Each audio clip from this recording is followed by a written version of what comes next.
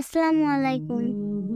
আজকে আমরা আলোচনা করব মৃত ব্যক্তিকে নিয়ে কিছু বিদাত। এক, মৃত ব্যক্তির পাশে বসে বসে কোরআন পড়া। 2, মৃত ব্যক্তির চুল গোঁফ নখ কাটা। 3, দাফন না হওয়া পর্যন্ত পরিবারের কেউ খেতে পারবে না। 4, চিৎকার করে বুক থাপড়িয়ে কান্নাকাটি করা। 5, 3 দিনের অধিক 6 মাস ধরে শোক পালন করা। 6, কাফির মুশরিকদের জন্য দোয়া করা। 7, মাইক বাজিয়ে বাজিয়ে মৃত ব্যক্তির খবর মানুষকে জানিয়ে দেয়া। 8, মৃত ব্যক্তির কক্ষে 3 দিন 7 দিন ধরে আলো জ্বালিয়ে রাখা। 9, কাপড়ের উপর কোরআনের আয়াত ও কালেমা লিখে দেয়া। 10, এই ধারণা করা মৃত ব্যক্তি জান্নাতি হলে লাশ হালকা হবে। 11, লাশ নেয়ার পিছনে পিছনে উচ্চস্বরে জিকির ও কোরআন তেলাওয়াত করা। 12, কবর ও মায়েতের উপর গোলাপ জল ছিটানো। 13, মাটি দিয়া দোয়া বিসমিল্লাহ ছাড়া অন্য কিছু পড়া। 14, কবরের উপর কোরআন তেলাওয়াত ও কোরআন খতম করা। 15, মিলাদ চল্লিশা খানা বিভিন্ন খাওয়া দাওয়ার আয়োজন করা। 16, কবর পাকা করা ও রুমাল দিয়ে কবর ঘিরে দিয়া। 17, কবর চুম্বন দিয়া।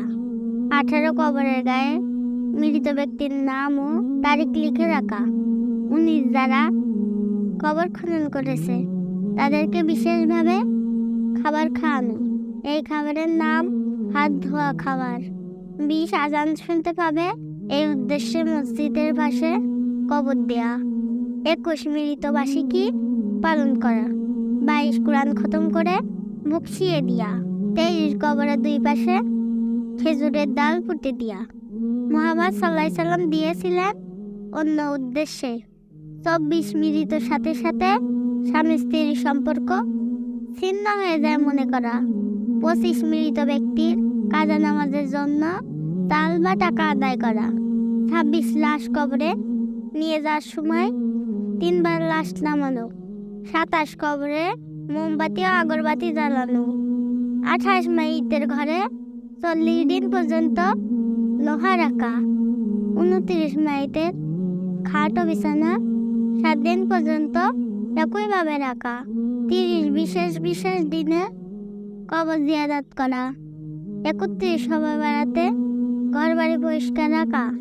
এই দিনে মৃত ব্যক্তির রুহু বাড়িতে বেড়াতে আসবে। 32, ইসলাম সাহাবে অনুষ্ঠান করা।